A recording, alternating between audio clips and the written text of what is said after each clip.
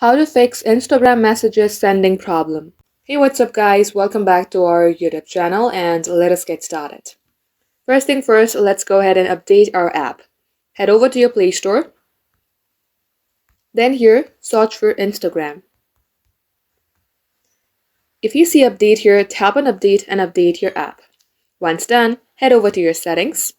Scroll all the way below until you see the option of apps. Tap apps and then again search for Instagram. You will see storage here, tap it and clear the cache. If you remember your credential, you might also go ahead and clear the data. In case you don't, just cancel this and come back onto app info page. Here you will see force stop, tap onto it, then tap OK.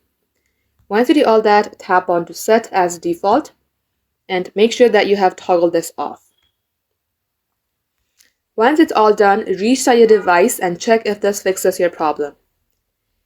You also have to make sure that you are connected to a very strong Wi-Fi connection in order to fix your problem. And just like so, this is how it can be done. That is all for today guys. Thank you for watching. We will catch you up in our next upload.